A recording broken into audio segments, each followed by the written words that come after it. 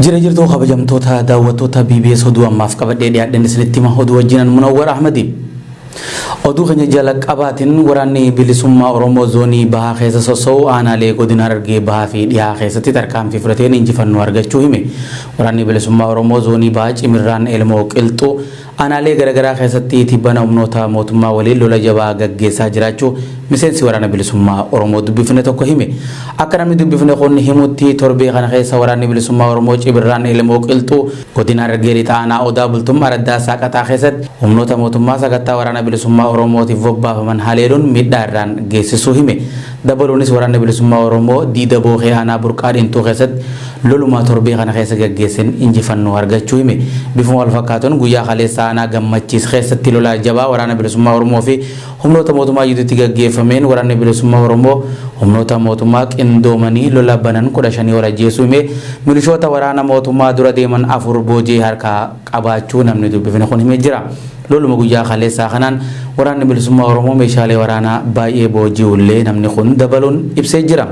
Oromiyaa akkuma beekamutti Cimirraan Elmoo Qilxuu torbaanota kana keessa agartee waraana mootummaa waliin lola jajjabaarra ture.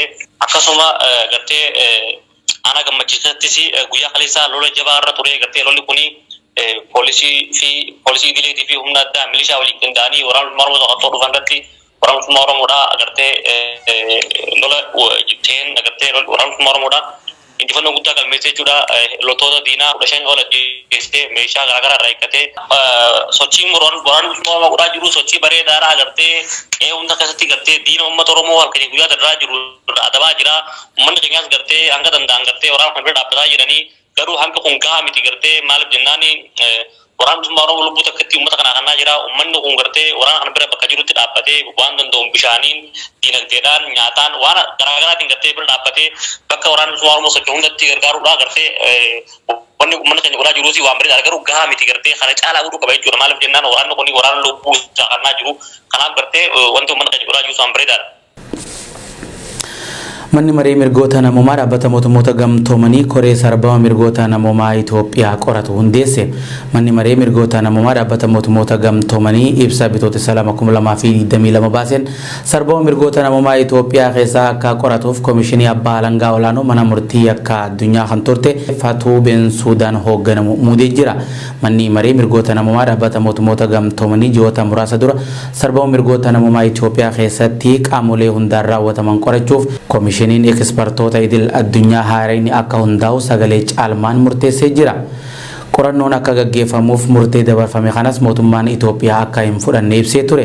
Manni maree mirgoota namoomaa dhaabbata mootummoota gamtoomanii kun sadarkaa idil addunyaatti ogeeyyota seeraa sadii kan muude yeroo ta'u namoota sadiin keessaa lammii Gaambiyaa kan taate fi ammaan dura abbaa alangaa olaanoo mana murtii akka idil addunyaa kan turte Fatuu Beensuudaa dura bu'ummaan muudee jira. Dabaluunis miseensonni koomishinichaa qorannoo kana keessatti muudaman lammii Keeniyaa tan taate Kaarii Beetii Marungii fi lammii Ameerikaa Isteefaan Raatnar akka ta'e dhaabbatichi ifoomseeti jira. Namoonni sadeenuu sadarkaa idil addunyaatti ogeeyyota seeraa ta'uu wajjin wal qabate muuxannoolee baroota dheeraa qabaniin koomishinichaa akka hooggananiif muudamuu isaanii pirezidaantiin mana maree mirgoota namoomaa UN ambaasaadar Federico Villegas beeksisanii jiran. Dhimma Jimaa Harargee irratti manguddoonni ijaaramanii godinoota Harargee lamaan irraa gara Finfinnee imalan ji'oota lamaaf qaama mootummaa isaan dubbisuu dhabuun Finfinnee keessatti rakkachaa jiraachuun himame. Akka gabaasan BBS Oromiyaa irraa gabaasetti manguddoonni ji'a lama caalaaf dhimma Jimaa Harargee irratti mootummaa waliin marii gaggeessuuf Finfinnee jiran haala rakkisaa keessatti argamu. Manguddoonni kanneen dhimma Jimaa Harargee kan uummanni oomishuu malee irraa hin fayyadamne kana waldaan ijaaramanii hojjechuuf mootummaa irraa hayyama fudhachuuf gara Finfinnee kan deeman yeroo ta'u qaama isaan dubbisuu dhabuu daran ija tuffiitiin ilaalamaa jiraachuu gabaasan BBS kun himee jira. Jimaan Harargee akka sadarkaa biyyattiitti sharafa biyya alaarraa kan galchaa jiru yeroo ta'u dhiyeenya kana muummichi ministeeraa Abiy Ahmad yaa'ii paarlamaa irratti galii jimaarraa argatan ibseeti jira. Hooggantoonni waraanaa fi qondaalonni mootummaa naannoo Oromiyaa harka lafa jalaatiin daldala jimaa keessaa harkaa waan qabaniif manguddoota ummaticha bakka bu'anii hayyamaa jimaa baasuuf mootummaa gaafatan kana karaa garaagaraatiin abdii kutachiisaa jiraachuu odeessi nugaa jiru ni saaxila. Kana malees abbootii qabeenyaa aanaalee godinoota Harargee irraa manguddoota Finfinnee jiran quba qaban qaamota nageenyaatiin doorsifamaa jiraachuu gabaasan BBS kun himee jira. Kanaa keessattuu waa'ee dhimma daldala jimaa ilaalchisee ona sadiin ona carcar afran kalloo fi uummanni keessaa walitti bahuudhaan mootummaa biyyattiidha. Dhuunfaadhaa fi namoota dhuunfaatiif akkasuma immoo dhaabbilee mootummaa adda addaa daldalachaa jiran kan uummanni keenya oomishachuu malee hanga har'aan tanaa ittiin oolin hanga ammaan tanaa miilaan lafa deeman haga ammaan tanaa dukkana galan haga ammaan tanaa daandii dhabanii gaarrenii fi kana keessatti jireenya bineensummaadhaa jiraachaa jiran. Kan ammoo jidduulee dinagdee mootummaatiif dinagdee namoota dhuunfaa gurguddaadha. Xayyaaraa kaasee hanga makiinaalee torban jijjiirrachaa jirutti ooluudhaaf manguddoon keenya ijaaramanii akkasuma ituu humbanna yookaan anniyyaa fi afran kalloorraa walitti dabalamanii Finfinnee eega dhufanii ji'a 2 lakkoofsanii kan jiran. Hayyoon gaafii manguddootaatiin mootummaa gaafachuu kanaa daldalli jimaadhaa uummata Oromoo Harargeedhaa tasa tokkollee fayyadee hin jiru. Yoo miidhuu taate malee namoonni dhimma kana falman hedduun garaa bineensatti nyaatamee ajjeefamee jira. Akkuma yaadatamu Maamad Amin Siraaj kanaan dura sababni inni itti waraabessi nyaateefis sababa daldala jimaatiin ta'uun isaa beekamaadha. Manguddoon ammoo wanticha kana ammoo akka uummata keenya harkatti deebi'ee faayidaa uummanni keenya irraa jedhamee faayidaa uummanni keenya dinagdee kana keessa itti olee ittiin ilmaan isaa guddifatee ittiin jiraatu godhuudhaaf mootummaa kana gaafachaa kan jiranii. Ji'a 2 guutuudhaaf nutis kallattii adda addaatiin hordofaa kan turre jechuudha. Kana keessatti Abiyyi Ahmad dubbisnaa jechuudhaan ji'a 2 kan ta'an hanga ammaan tanaa nama isaan dubbisuu dabalii jiranii. Ammoo akkasumaan namoota godinaalee lameen gara bahaa keessaa kallattii adda addaatiin hordofaa doorsiisni bilchiginaa godinaatiin irratti gaggeeffamaa kan jiru. Maqaa isaanii tuquu hin barbaanne namoonni kun halkanii fi guyyaa itti warra manguddoota mootummaa gaafii gaafatee mootummaa hiraarkaa'uudhaaf yookaan ammoo mootummaa diiguudhaaf deemu kanaaf cinaa dhaabbachaa jirtan jedhanii godinaa fi aanaalee irratti akkaataan isaanii doorsisaa jirantu jira. Egaa haga amma waa'ee manguddootaa kanaaf gaafannee isa kan jirru mootummaan hanga ammaan tanaan nu dubbifnee dhimmichi dhimma jabaadhaa waan ta'eef haga ammaa ji'a 2 guutuudhaaf nuti dhumee namalee abdiin kutannu haga dhugaa keenya argannu yoommoo dhugaa keenya arganne iddoo bakka deebineetti dhimmicha mootummaan waan kennii oobee hin galle godhuu dandeenyaa kan jedhan ejjennoo manguddoota kanaati. Manguddoonni kun ammoo hedduu rakkachaa jiranii guyyarraa fi guyyatti kallattii adda addaatiin halkanii fi guyyaa ala dhaabbatanii halkanii fi guyyaa fuula mootummaa fuuldura dhaabbachaa jiranii ilaalcha tuffiitii fi ilaalcha gadaantummaatiin ilaalamaa jiraachuudhaani kan hedduu nama daddisiisu. Kan ammoo uummanni Oromoo kutaalee Oromiyaa hundaatis kana baruu qaba. Uummanni keenya kanneen kutaa gara baha Oromiyaadhaa ilmaan 5 bareentumaas dabalatee akkasuma ona ibsuu akkasuma anniyyaa fi afran kallootiin danda'ee kanarratti ejjennoo qabu gama tokkotti deeffachuun isaa haala isa asaanu malee yookaan ammoo furmaanni biraa kan jirredha. Gammatti gara mootummaatiin wanni dubbatamee hin jiru waan ta'eef jechuudha. Yaa'ii dhaabbanni mootummoota gamtoomanii dhimma Yuukireen irratti gaggeessan Itoophiyaan sagalee osoo hin kennin hafte.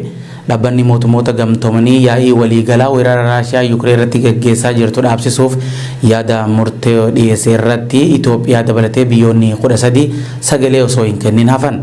Dhaabbanni mootummoota gamtoomanii waggoota 40 booda yeroo jalqabaatiif yaa'ii isaa yaada murtee Raashiyaa ugguru roobii kaleessaa sagalee caalmaan raggaasee jira.